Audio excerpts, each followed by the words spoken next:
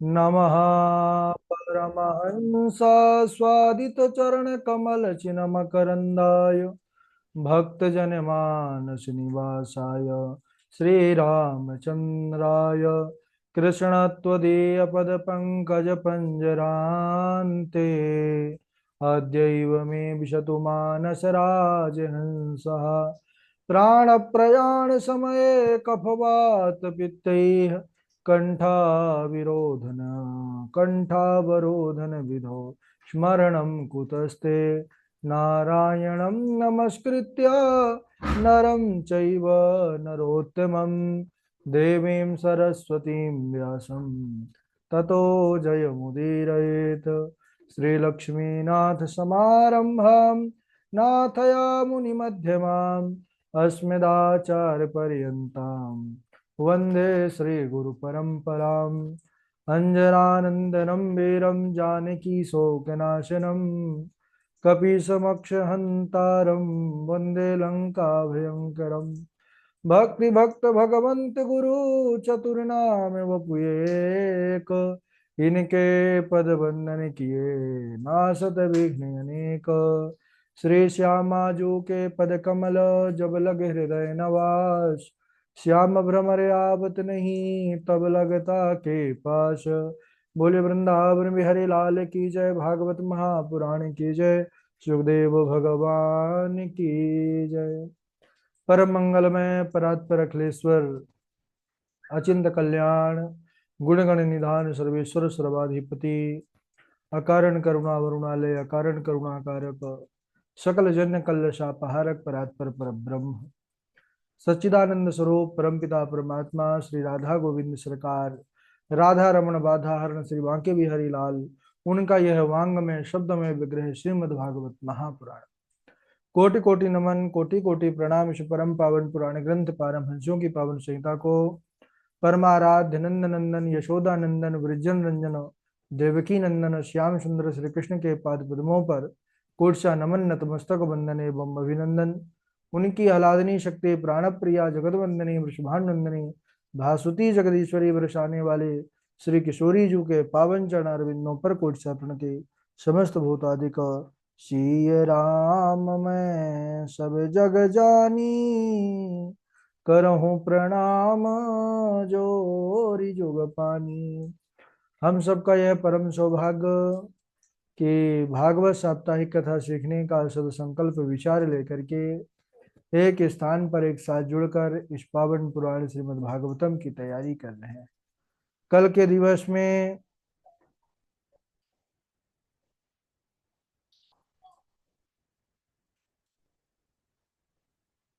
अच्छा हमारी आवाज नहीं आ रही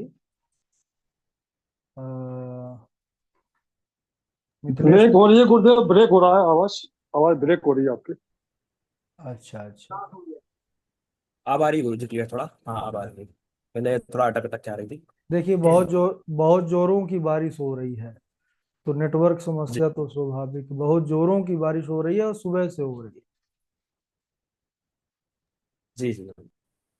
हाँ, अगर ज्यादा समस्या है तो लिख लिख दीजिएगा अगर समझ में ना आए तो।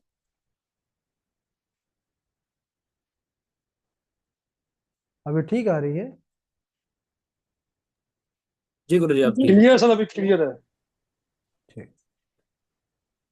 तो हम सब बड़े ही पावन प्रसंग चरित्र पर बने हुए थे। कल के दिवस में चर्चा कर रहे थे किस प्रकार जब पांडवों ने समृद्धि को प्राप्त किया, इंद्रप्रस्थ नगरी को प्राप्त किया, तो राजसूय यज्ञ किया। राजसूय यज्ञ में बड़े बड़े सभी ऋषि मुनि पधारे, इधर दुर्योधन आदि भी गए। अच्छा, वहां की ऐसी कारीगरी थी मैदानों के द्वारा उस इंद्रप्रस्थ नगरी की कि जहां पर जल था वहां स्थल दिखाई पड़ता था, जहां स्थल था वहां जल। और दुर्योधन को धोखा हो गया, वो भ्रम में पड़ गया और जहां तो जल था वहां स्थल समझ करके दौड़ते दौड़ते गया और पानी में धड़ाम से गिर पड़ा। देखते ही द्रौपदी हंस पड़ी।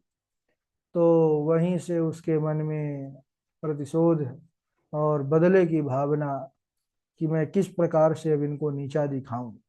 अब दुर्योधन ही था, है ना।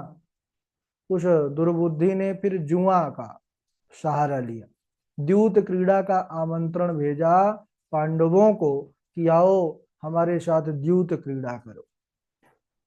तो देखिए, द्यूत क्रीड़ा का आमंत्रण पांडवों ने स्वीकार कर लिया, यहीं पर सबसे बड़ी गलती कर दिया। जीवन में जुआ नहीं खेलना चाहिए। जुआ खेलने वालों की क्या गति होती है, अभी देखिएगा। पांडव आए हैं और शकुनी के छल भरे पासों से अपना राज्य, कोष, बल सब कुछ हार गए। दुर्योधन ने कहा कि पांडवों एक एक चाल और हो जाए। उन्होंने कहा कि अब कौन सी चाल हो जाए, हमारे पास कुछ बचा नहीं, हम स्वयं दास हो गए, अब हमारे पास कुछ है ही नहीं कि हम उसको दाव में लगा सके। दुर्योधन ने कहा कि पांडवों अभी तुम्हारे पास है, और अगर तुम उसको दाव में लगा दोगे और जीत गए, तुम्हारी अगर जीत हुई तो अभी तक तुम जितना कुछ हारे हो सब कुछ मैं तुमको एक बार में दे दूंगा। क्या? बोले तुम्हारी जो पत्नी द्रौपदी है उसको दाव में लगा दो। अब देखिए, जुआ ये ऐसी चीज है कि इसमें जो है विवेक भी चला जाता है। पांडवों ने अपनी पत्नी को, द्रौपदी को भी दाव में लगा दिया, और अब की बार भी दुर्योधन की जीत हुई। उन छल भरे पासों से पांडवों को पराजय की जो है मुंह खानी पड़ी। देखिए, महाराज धृतराष्ट्र ने संसार को यह दिखाया है इस माध्यम से कि जुआ खेलने वालों की क्या गति होती है। अब इधर दुर्योधन ने आज्ञा दिया दुशासन को कि जाओ इस सभा में द्रौपदी को पकड़ करके ले आओ।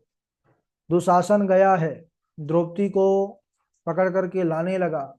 द्रौपदी ने बड़ा अनुनय विनय किया कि मैं इस समय जाने की स्थिति में नहीं हूँ, मुझे छोड़ दीजिए, छोड़ दीजिए। लेकिन वह दुष्ट था, उसने एक नहीं मानी, और केस को पकड़ करके, बालों को पकड़ करके घसीटते हुए सभा के मध्य ले गया। और जैसे ही द्रौपदी को सामने देखा तो दुर्योधन ने कहा कि दुशासन, इस द्रौपदी को मेरी जंघा पर बिठाल दो। ऐसे वचन जब उस दुर्बुद्धि ने मुख से निकाले तो भैया भीम को बड़ा क्रोध आया। उठ करके गदा उठा करके उन्होंने प्रतिज्ञा किया कि अरे दुष्ट दुर्योधन, तूने जिस मुख से अपनी जंघा पर बिठालने के लिए ऐसे वचन निकाले हैं, तो मैं भीमसेन प्रतिज्ञा करता हूं कि अपनी प्रचंड गदा से एक दिन तेरे इस जंघा को अवश्य तोड़ूंगा। दुर्योधन ने कहा कि देखो भाई, दास को ऊंचे स्वर में नहीं बोलना चाहिए, बैठ जाओ चुपचाप। इस समय तुम ये मत भूलो कि तुम मेरे दास हो, तुम अब सब कुछ हार चुके हो। इसलिए वह भी विवश होकर के बैठ गए। अब इस दुष्ट दुर्योधन ने दुशासन को आज्ञा दिया कि देखो, तुम इस द्रौपदी को भरी सभा में निर्वस्त्र कर दो, इसके वस्त्र उतार दो। साड़ी पहनी थी, और दुशासन साड़ी को पकड़ करके खींचना प्रारंभ करता है। मैया द्रौपदी ने पहले तो अपना बल लगाया, अपने आप अपनी लज्जा की रक्षा करने का प्रयास किया, लेकिन जब लगा कि नहीं, मैं इस दुष्ट से अपनी लज्जा की रक्षा स्वयं नहीं कर पाऊंगी, अपने पतियों को पुकारा। 5-5 पति उसके बैठे थे, जो महाराज कोई साधारण नहीं थे, बड़े बड़े वीर, गांडीवधारी अर्जुन, भैया भीम, प्रचंड जो है बलशाली योद्धा, इनको पुकारा, लेकिन इन्होंने मुख उठा करके द्रौपदी की तरफ देखा भी नहीं। जब द्रौपदी माता को लगा कि ये मेरी रक्षा नहीं करने वाले, तो उस धर्म सभा को, उस सभा में जो धर्माचार्य बैठे थे, कृपाचार्य, द्रोणाचार्य, इन सब से उन्होंने निवेदन किया कि आप तो धर्म के जानकार हैं, आप गुरु हैं, आप इस अधर्म को होते हुए क्यों नहीं रोक रहे हैं? आप मेरी लज्जा की रक्षा कीजिए। गुहार लगाती है, पितामह भीष्म आदि सभी से उन्होंने गुहार लगाया, लेकिन जब कोई उनके सहायता के लिए आगे नहीं बढ़ा, तब द्रौपदी मैया अब समझ गई कि अब कोई संसार का सहयोगी नहीं होगा। तब उन्होंने भगवान को पुकारा है। भगवान जैसे ही गोविंद को पुकारा, और द्रौपदी ने अब की बार, अभी तक तो उस साड़ी को पकड़ रही थी बार बार कि ये खींच ना पावे दुष्ट, लेकिन जब उन्होंने देखा कि संसार का कोई जो है मेरा साथ देने वाला नहीं है, तब उन्होंने गोविंद को पुकारा है, दोनों हाथ खड़े कर दिए कि अब मैं, मेरे जो है, आपके सिवा मेरे जीवन में कोई नहीं है, आप ही मेरी रक्षा करो, आप ही मेरी रक्षा करो। भगवान को पुकारने की देर है, भगवान सक्षी पुकार सुन करके तुरंत प्रकट होते हैं। उसी समय भगवान कृष्णचंद्र द्रौपदी मैया के पास प्रकट हो गए, लेकिन किस रूप में? वस्त्र रूप में, क्योंकि इस समय लज्जा उसी से हो सकती है। और वस्त्रावतार रूप में भगवान प्रकट हो गए। बोलिए वस्त्रावतार भगवान की जय।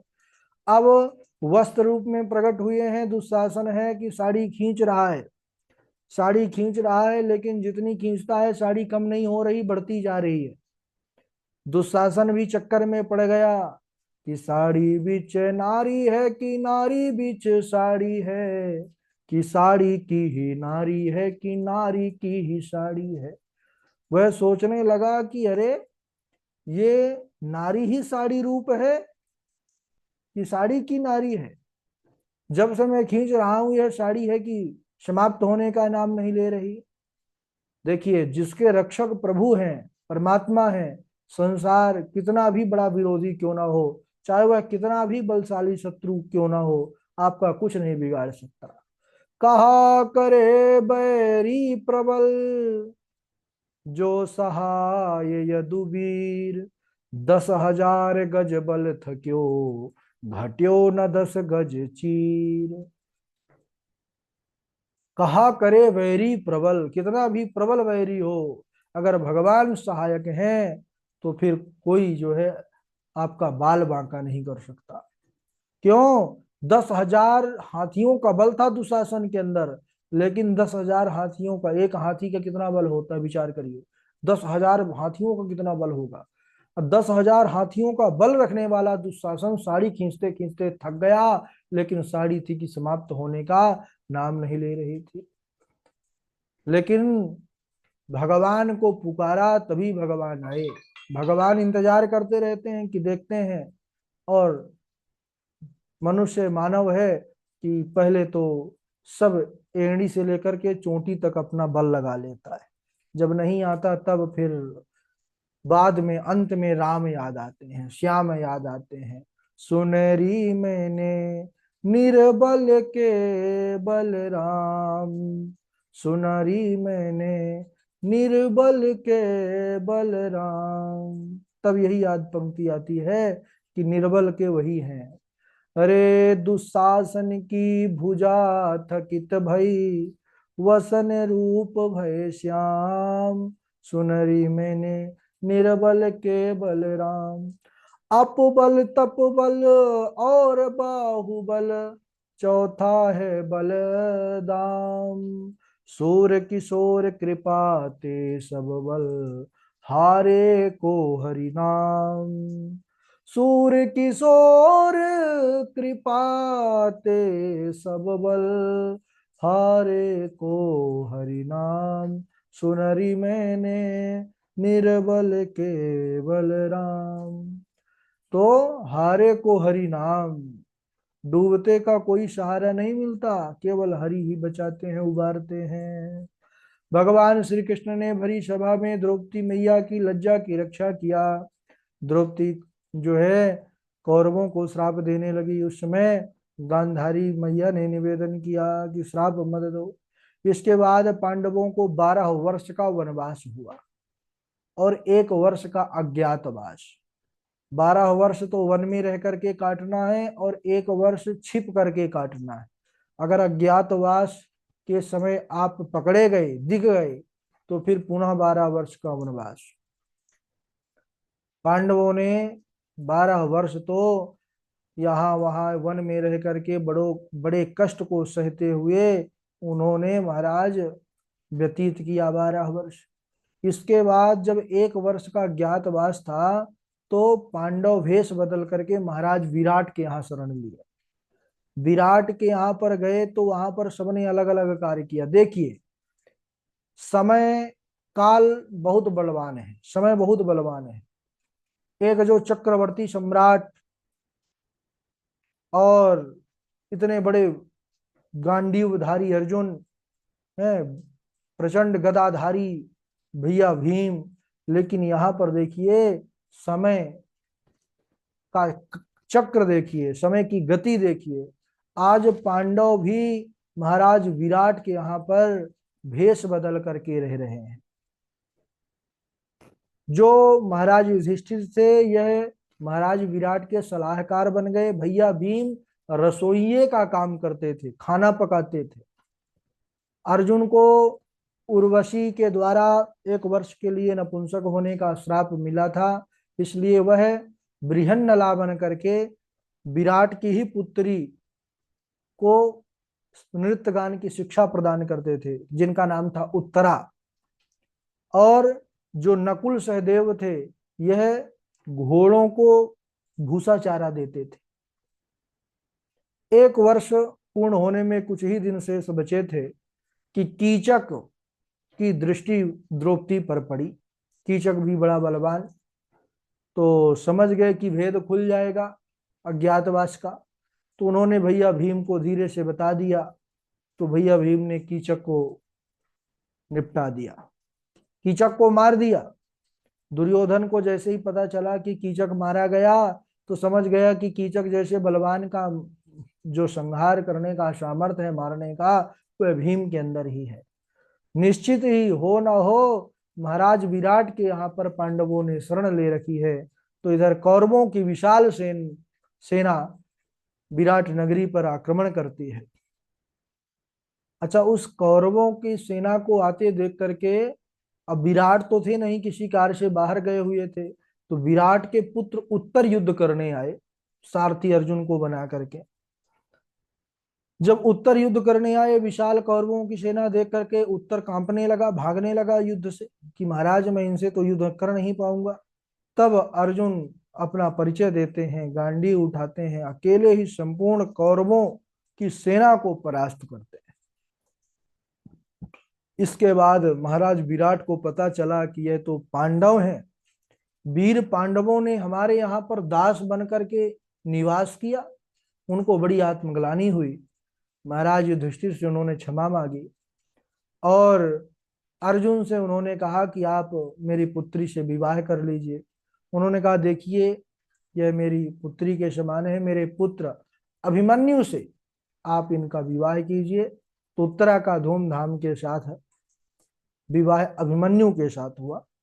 वही वीर अभिमन्यु जो चक्रव्यूह में मारे जाते हैं, जिन्होंने उस वेद रचना को माता के गर्भ में ही श्रवण कर लिया था, और उन्हीं के पुत्र हुए महाराज परीक्षित परम भागवत, जिनके माध्यम से इस जगत में इस कथा का प्रचार प्रसार हुआ। महाराज परीक्षित ही सुखदेव भगवान की शरण में जाकर के इस कथा का रसपान किए, और उनके माध्यम से इस संसार में पूरे कथा जो है व्याप्त हो गई। तो इधर महाराज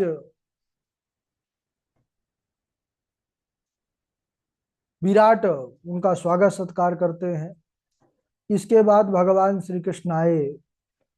भगवान श्री कृष्ण चंद्र शांति दूत बन करके जाते हैं, क्योंकि अब यहाँ 12 वर्ष का वनवास, अज्ञातवास ये भी पूर्ण हो चुका है। तो अब शांति दूत बन करके गए कि देखो भाई, अब वह भी तुम्हारे भाई हैं, उनका भी जो राज्य में आधा हिस्सा है, हिस्सेदारी है, उनको भी दे दो, वो वन पर दर बदर भटक रहे हैं। तो भगवान द्वारिकाधीश को आना है, समाचार सुन करके दुर्योधन ने दिखावा किया, खूब तैयारी करी, 56 भोग बनाए। जब भगवान पहुंचे तो दिखावटी महाराज, भाव तो था नहीं उसके अंदर भगवान के प्रति, बस दिखावा था। अब भगवान के सामने दिखावा क्या चलेगा, वो तो अंतर्यामी है। भगवान आए तो दुर्योधन जो है कहने लगा कि प्रभु प्रसाद पाइए, मैंने आपके लिए बड़े बड़े व्यंजन बनवाया है। भगवान ने कहा देखो दुर्योधन, मुझे भूख नहीं है, और भोजन वैसे भी 2 परिस्थिति में किया जाता है, या तो खाने वाले के अंदर भूख हो या फिर खिलाने वाले के अंदर वो प्रेम हो कि भूख ना होने पर भी खा लिया जाए। कई बार हम प्रसाद पा लेते हैं, लेकिन कोई हमारा अति विशेष प्रिय जो आता है वह कह देता है कि नहीं नहीं महाराज, हमारे लिए थोड़ा सा पा लीजिए, अगर आप नहीं पाएंगे तो हम भी नहीं पाएंगे। तो फिर थोड़ा सा पाना पड़ता है भूख ना होने पर भी। लेकिन दुर्योधन, यहाँ पर दोनों बात नहीं है, ना तो मेरे अंदर भूख है और ना तुम्हारे अंदर वो प्रेम है कि मैं बिना भूख के पालूं। और मेरा प्रसाद तो आज पहले से ही काका विदुर के घर निश्चित है। काका विदुर सुने, वे भी परम भगवत भक्त, बड़े प्रसन्न हुए और घर जाकर के तैयारी करने लगे। अब ये बड़ा पावन प्रसंग है, काका विदुर विदुरानी, काकी के जो है तो केले के छिलके किस प्रकार भगवान प्रेम से पाते हैं, उसको मंगले दिवस आज यहीं तक। बोलिए वृंदावन बिहारी लाल की जय। बारी बारी से श्लोक सुनाएंगे। सर्वप्रथम हमारे झा जी हैं, इंदु पराशर जी हैं, डॉक्टर वैशाली जी हैं, अरविंद शर्मा जी हैं, और जीवेश जोशी जी हैं, आकांक्षा शुक्ला जी हैं, मानसी मिश्रा जी हैं, संजय तिवारी जी हैं, मिथिलेश पांडे जी हैं, उमंग शुक्ला जी हैं, सांभवी शुक्ला जी हैं, और मनोज जी हैं। चलिए प्रारंभ करिए झा जी। राधे राधे गुरु जी। राधे राधे। अहमेवास्मेवाग्रे नान्यत यत सद असत परम पश्चाद अहम यदेतच्च योग शिष्येत सोऽस्म्यहम् ऋते अर्थं प्रतीयेत न प्रतीयेत चात्मने तद्विद्यादात्मनो मायाम् यथा भासो यथा तमः अत्र सर्गो विसर्गस्य आस्थानं पोषणमूर्तयः मन्वन्तरे सानुकथा निरोधो मुक्तिराश्रय न भारती मेऽङ्गमृषोपलक्ष्यते न वै क्वचिन्मे मनसो मृषागते न मे हृषिकानि पतन्त्यसतपथे यन्मे हृदोत्कण्ठ्य बता धृतो हरे नारायण परो योगो नारायण परम तप नारायण परम ज्ञानम नारायण परागते। राधे राधे गुरु जी। ठीक है, इंदु पराशर जी। राधे राधे गुरु जी प्रणाम। राधे राधे। अत्र सर्गो विसर्गश्च स्थानं पोषणमूर्तयः मन्वन्तरेशानुकथा निरोधो मुक्तिराश्रयः अहमेवासमेवाग्रे नान्यद् यत् सदसत् परम् पश्चादहं यदेतच्च यो वशिष्येत सोऽस्यहम् ऋतेऽर्थं यत् प्रतीयेत न प्रतीयेत चात्मनि तद्विद्यादात्मनो मायां यथा भासो यथा तमः। राधे राधे गुरु जी। ठीक है, आप सुनाइए जीवेश जी। जी राधे राधे गुरु जी प्रणाम। हाँ। नारायण परो योगो नारायण परम तपः नारायणं परम ज्ञानं नारायण परागतिः अत्र सर्गो विसर्गश्च स्थानं पोषणमूर्तयः मन्वन्तरेशानुकथा निरोधो मुक्तिराश्रयः। राधे राधे गुरु। हाँ, और डॉक्टर वैशाली जी। हाँ, राधे राधे गुरु जी। आयु कर्म च वित्तं च विद्या निधनमेव च पञ्चैतान्यपि सृज्यन्ति गर्भस्तस्यैव देहिनः सत्यां क्षितौ किं कशिपो प्रयासैर्बाहो स्वसिद्धैर्युपबर्हणैः किं सत्याञ्जलौ किं पुरुधान्ना पात्र्या दिग्वल्कलादौ सति किं तु कुलैः।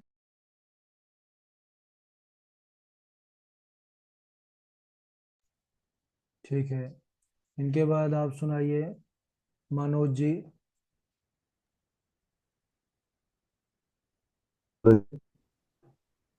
जी। निगमकल्पतरोर्गलितं फलम् शुकमुखादमृतद्रवसंयुतम् पिबत भागवतं रसमालयम् मुहुरहो रसिका भुवि भावुकाः निमिषे क्षेत्रे ऋषयसोऽनुकादया सत्रं सृगाय लोकाय सहस्रशतमासतः। राधे राधे गुरु जी। ठीक है, राधे राधे। आकांक्षा शुक्ला जी। राधे आकांक्षा। राधे गुरु जी प्रणाम। हाँ, सुनाइए। तस्मात् शास्त्रं प्रमाणं ते कार्यकार्यव्यवस्थितौ ज्ञात्वा शास्त्रविधानोक्ता कर्म कर्तुमिहार्हसि। ठीक है, और अरविंद शर्मा जी।